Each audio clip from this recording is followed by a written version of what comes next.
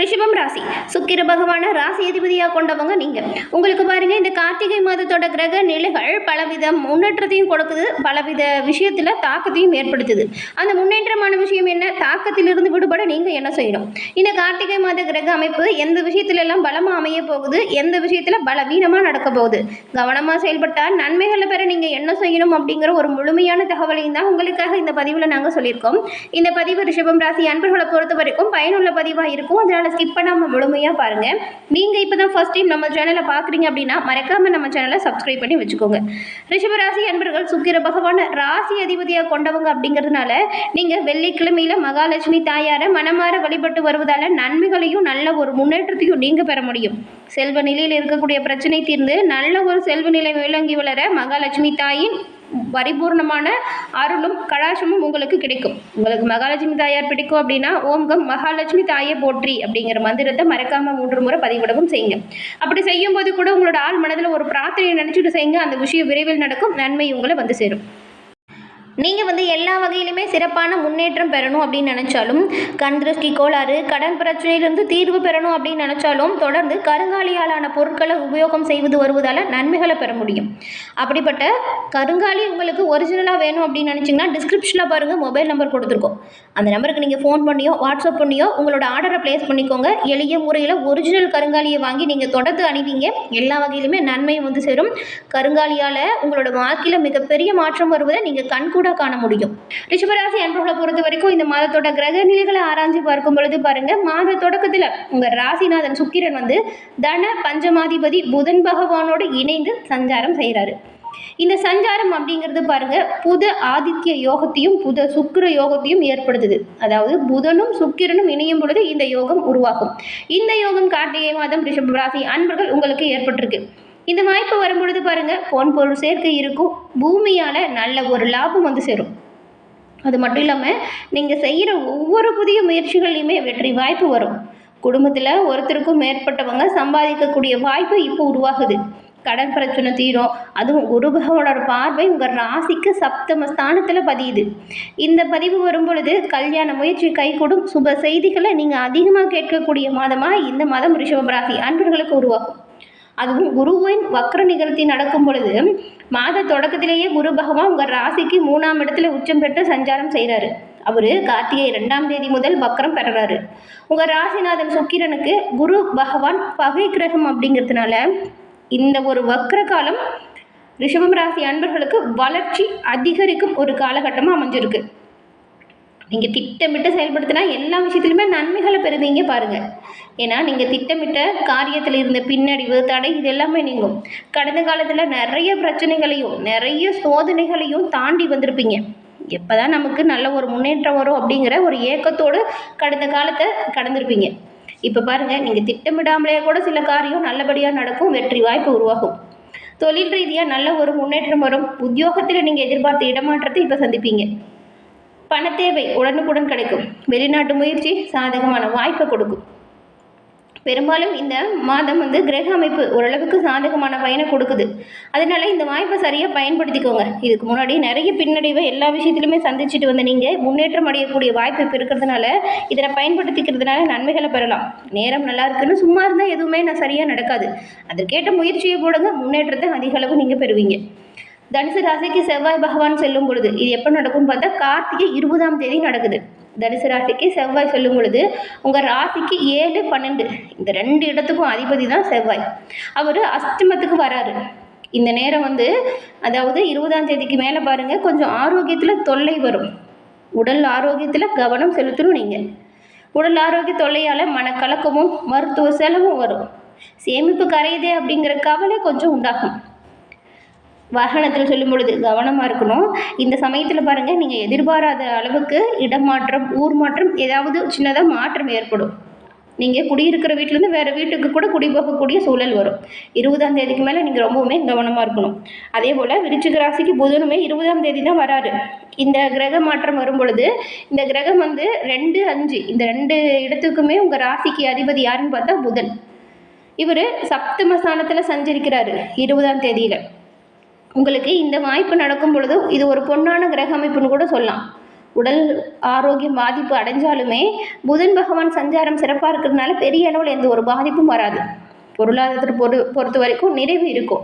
மண் பூமி இந்த மாதிரி வாங்கக்கூடிய யோகம் இருக்கும். மாமன் மைத்தினர் வழியில் ஏற்பட்ட மனக்கசப்பு உங்களை விட்டு நீங்கிடும். பயணங்களால் நல்ல ஒரு அனுகூலம் வரும். பொது வாழ்க்கையில் உள்ளவங்களுக்கு இது ஒரு நல்ல வாய்ப்பு கிடைக்கக்கூடிய மாதம் அப்படின்னு சொல்லலாம். வரக்கூடிய வாய்ப்புகள் எல்லாம் நீங்கள் சரியாக பயன்படுத்திக்கிட்டா நல்ல ஒரு உயர்வை நீங்கள் பெறுவீங்க. மக்கள் இடையில் நல்ல ஒரு மதிப்பு மரியாதை அதிகரிக்கும். வியாபாரம் மற்றும் தொழிலில் ஈடுபட்ட உங்களுக்கு புதிய ஒப்பந்தங்கள் வந்து சேரும். கையெழுத்து போடுறதுக்கு முன்னாடி எல்லாம் சரியாக இருக்கா அப்படின்னு படித்து பார்த்து பண்ணணும். கவனமாக இருக்கணும். முக்கியமாக கோவப்படுறது நீங்கள் குறைச்சே ஆகணும். வேக அமைப்பெல்லாம் சரியாக இருக்குது, எல்லாமே நடக்கிறது நல்லதாக நடக்கும். சில தடை தாமதம் வந்தாலுமே அதை உடைத்தெறியக்கூடிய ஆற்றல், தன்னம்பிக்கை, தைரியம் உங்களுக்கு இருக்கும். கவனமாக செயல்படுங்க, முன்னெச்சரிக்கையாக செயல்படுங்க. வீண் வாக்குவாதம், சண்டை, சச்சுரவுகளை தவிர்த்தாலே பெரும்பாலும் வரக்கூடிய நன்மை அதிக அளவில் உங்களுக்கு கிடைக்கும். உத்தியோகத்தில் இருக்கிறவங்களுக்கு உயர் அதிகாரிகளால் கொஞ்சம் அதிருப்தியான நிலை இருக்கும். கலைஞர்களுக்கு நட்பால் நன்மை வந்து சேரும். மாணவ மாணவிகளுக்கு படிப்பு விஷயத்தில் அக்கறை அதிகரிக்கும். பெண்களுக்கு குடும்பத்தில் முன்னேற்றம், திருப்தி ஏற்படும் சூழல் உருவாகுது.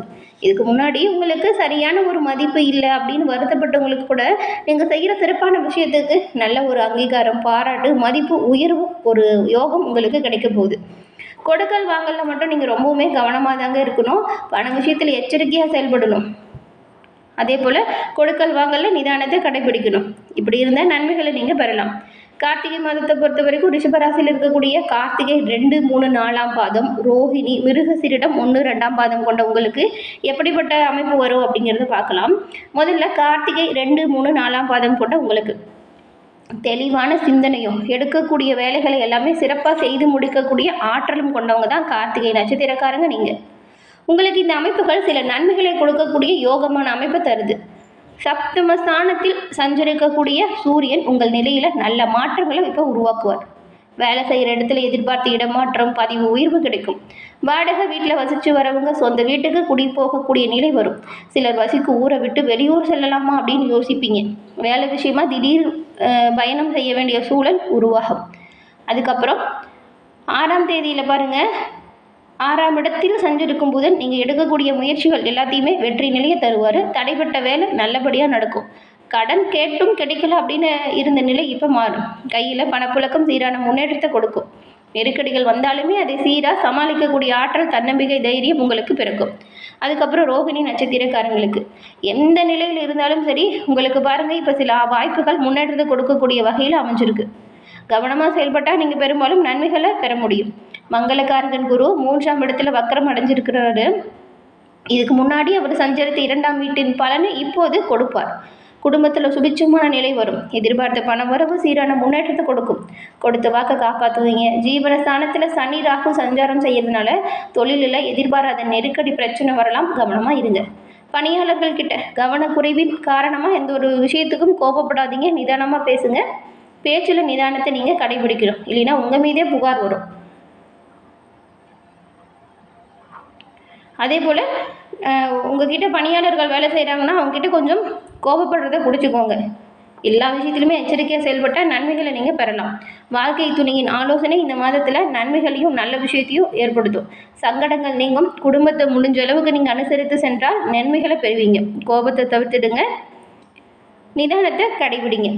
அதுக்கப்புறம் மிருகசீரிடம் 1, 2ஆம் பாதம் கொண்ட உங்களுக்கு மனதில் தைரியமும் செயல்களில் வேகமும் இருக்கும். உங்களுக்குமே இந்த மாதம் கவனமாக செயல்பட வேண்டிய ஒரு மாதம். இரத்தக்காரகன், சகோதரக்காரகன் செவ்வாய் இவர் டிசம்பர் 6ஆம் தேதி வரைக்கும் சப்தமஸ்தானத்தில் சஞ்சாரம் செய்கிறாரு. இந்த சஞ்சாரம் நடக்கும்போது என்ன நடக்கும் அப்படின்னு பார்த்தா, தேவையற்ற சிக்கலில் மாட்டிக்கொள்ளக்கூடிய வாய்ப்பு வரும். கவனமாக இருக்கணும். சட்ட ரீதியாக எந்த ஒரு பிரச்சனையுமே நீங்கள் சந்திக்கக்கூடிய சூழல் வரும். அதனால் எல்லா வேலைகளையுமே நீங்கள் கவனமாக சிந்தித்து செயல்படுத்தணும், யோசித்து செயல்படுத்தணும். அதே போல் மற்றவங்களுக்காக நீங்கள் முன்ஜாமீன் போடுறது, மற்றவங்க பிரச்சனைக்கு நீங்கள் முன்னின்று பிரச்சனையை தீர்த்து வைக்கலான்னு செயல்படுத்துறது, இது ரெண்டையுமே தவிர்க்கணும். ஏன்னா இது ரெண்டுமே பல பிரச்சனையை கொடுக்கக்கூடிய அமைப்பு. மிருகசீரிட நட்சத்திரக்காரங்க ரொம்பவுமே கவனமாக இருக்கணும். தொழில், வியாபாரம், உங்களோட பர்சனல் லைஃப் கூட எல்லாமே நல்லபடியாக இருக்கும்.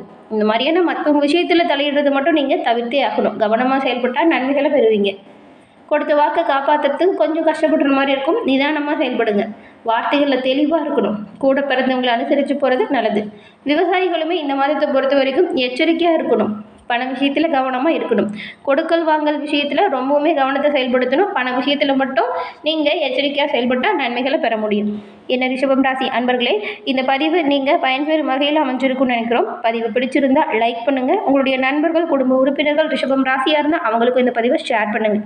மறக்காமல் சப்ஸ்கிரைப் பண்ணி வச்சுக்கோங்க. நன்றி நேயர்களே.